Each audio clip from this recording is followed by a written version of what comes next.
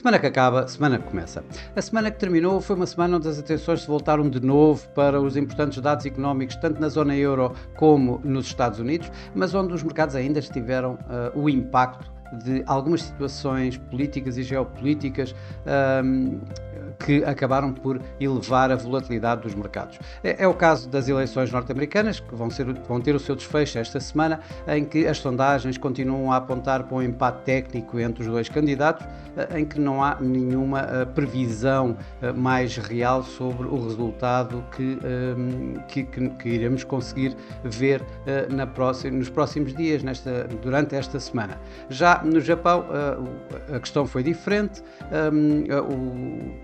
O partido do governo, a coligação do governo, acabou por perder a maioria da Câmara Baixa no Japão, o que não acontecia, o que detinham desde 2009, criando algumas incertezas políticas no próprio Japão.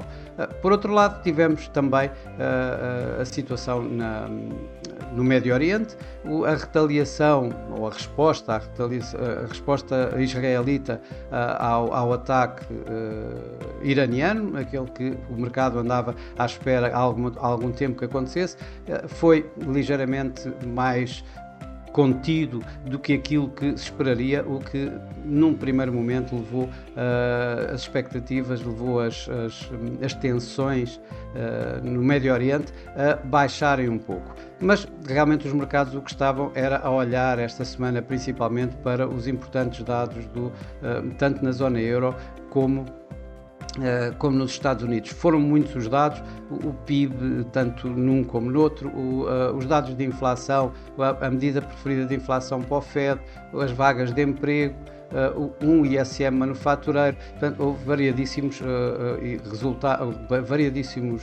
dados económicos a serem divulgados, o que provocou aqui assim algumas surpresas e alguns avanços e atrasos nos próprios mercados.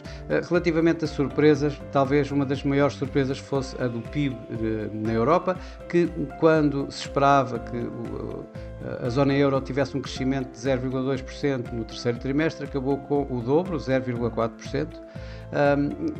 com a outra das surpresas ainda maiores. O mercado estava à espera de uma contração de 0,1% no terceiro trimestre na Alemanha, que acabou por não acontecer, e antes acabou com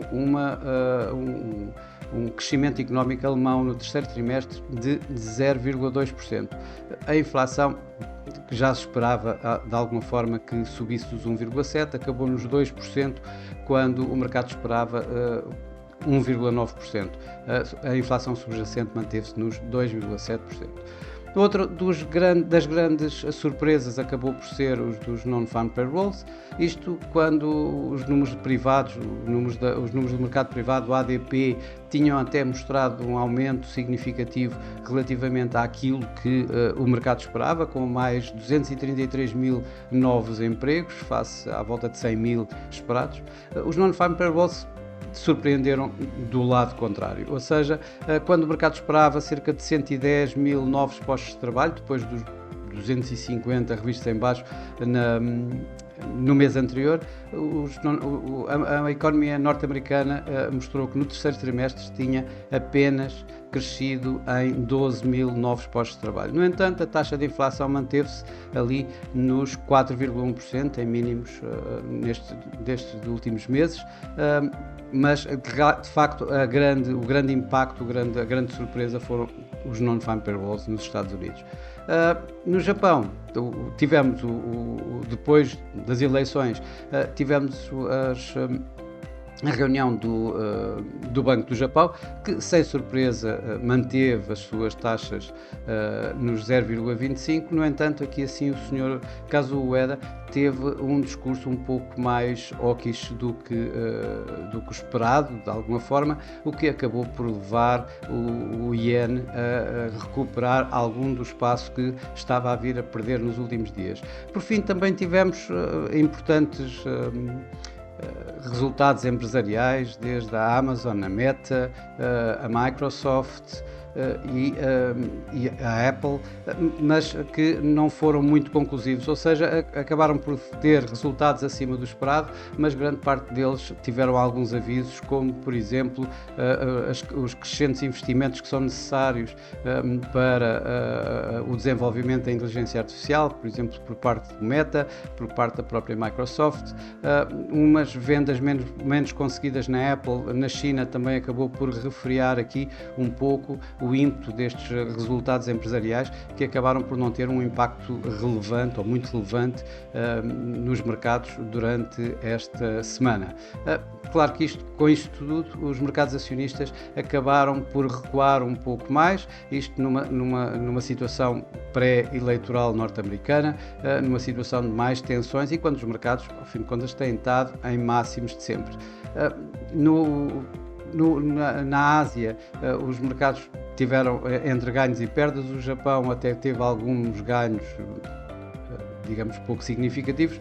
Trago aqui o ASX, o índice australiano, que perdeu esta semana um pouco mais de 1%, indicativo das perdas na Ásia de uma forma global. Na Europa também negociaram em terreno negativo, com o Eurostoxx 50 a perder também cerca de 1%, um pouco acima, 1,3%, e os mercados norte-americanos, que também terminaram em terreno negativo, apesar de alguma recuperação ainda no último dia da semana, ainda assim acabaram por cair o SP 500 a cair aqui durante esta semana cerca de 1,4%. Curiosamente, o nosso PSI acabou por negociar em sentido oposto aos pares europeus, aos seus pares europeus, ganhando esta semana 1,25%, isto com a ajuda do BCP, que terminou a ganhar quase 10%, enquanto a Galp caiu cerca de 4%. No mercado cambial, o dólar continua forte, com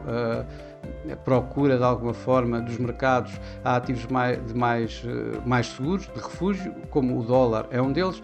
O DXY manteve-se, o índice do dólar, ali acima dos 104. O euro-dólar acabou por recuar das fortes perdas que tem tido. Andou a negociar entre 1,08 e 1,09, acabou por terminar ali à volta dos 1,0830 aproximadamente, ou seja, aos atuais níveis mínimos onde tem andado a negociar. Já o Iene, que teve fortes perdas logo a seguir às eleições perdidas por parte do partido do governo no Japão, acabou por recuperar alguma coisa com palavras mais hawkish por parte de Kazuo Ueda, como referi anteriormente.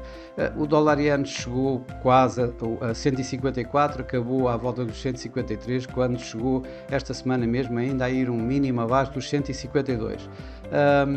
O euro-dólar, como já disse, terminou aqui à volta dos 1,0830. Nos mercados emergentes, as divisas que mais perderam uma vez mais, com, digamos, algum receio de uma administração Trump que vai castigar, passa a expressão, as economias emergentes com taxas de juros mais altas, com um dólar mais alto, acabou por levar tanto o peso mexicano como o real brasileiro a fortes quedas durante esta semana, principalmente o real brasileiro, que caiu contra o dólar aqui à volta um pouco menos de 3% e face ao euro um pouco mais de 3%. Já o peso mexicano perdeu aqui também cerca de 1,5% face ao dólar. No mercado de commodities, o ouro volta a continuar a ser um dos ativos de refúgio, a par com o dólar. Fez um novo máximo, desta vez muito perto já dos 2.800 dólares por onça de ouro, teve um máximo de 2.790, acabou com um ganho marginal na semana de 0,3%.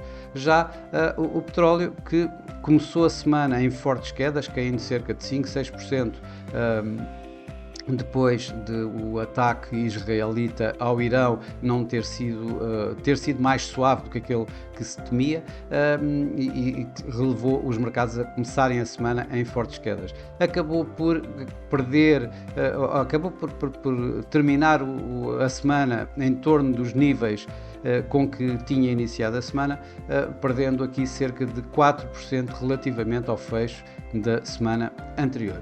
Esta semana as atenções vão estar especialmente nas eleições norte-americanas, como era de esperar, e ainda por várias decisões de bancos centrais norte-americanos, principalmente no da Reserva Federal dos Estados Unidos. Ora, nas eleições, os resultados, como já disse, estão bastante, as sondagens mostram para resultados tecnicamente empatados entre os dois candidatos, entre Kamala Harris e Donald Trump.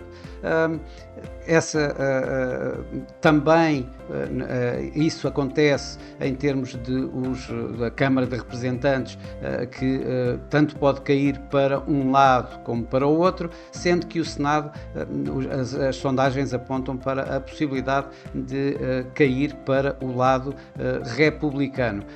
As eleições, os resultados das eleições vão começar a saber-se à volta das nossas meia-noite, à volta disso, e durante praticamente toda a noite, em que vai provavelmente ter aqui assim algum impacto imediato nos mercados, principalmente nos mercados de moeda, que acabam por estar a 24 horas a funcionar. Nos bancos centrais, o que vamos ter é uma série de decisões de taxas de juros, começando logo pela Reserva Federal, que ao fim de contas acaba por ser o mais importante, onde é esperado mais um corte de 25 pontos base. Atenção, a Reserva Federal que vai ter o final da sua decisão, o final da sua reunião na quinta-feira, em lugar da quarta-feira habitual, isto para não estar coincidente, digamos, com as eleições norte-americanas. O Banco de Inglaterra também vai reunir e vai decidir sobre taxas de juros, onde o mercado também espera um corte de taxas de juros. Já tanto o RBA na Austrália como o Norges-Bank na Noruega não é esperado que alterem a sua política monetária. Ainda temos mais dois bancos, temos o banco sueco, o Riksbank, onde é esperado um corte de taxas de juros, e temos o Banco do Brasil, onde é esperado uma subida de taxa de juros, 50 pontos base, na sua taxa de juros de 10,75 para 11,25. Vamos ter alguns dados económicos, embora vá ser uma semana bastante mais ligeira do que as últimas, de referir esta semana a algumas o ISM de serviços nos Estados Unidos e as vendas a retalho na zona euro. Ainda vamos continuar a ter a época de resultados, bastante também um pouco mais calma, com empresas menos impactantes do que as que temos tido nas últimas semanas. Eu referiria esta semana algumas nacionais a mostrar resultados, como por exemplo a EDP Renováveis e ainda os CTT. Bom, para já é tudo. Desejo a todos uma boa semana, bons negócios, e para a semana cá estarei com mais um Semana que Acaba, Semana que Começa. Até lá!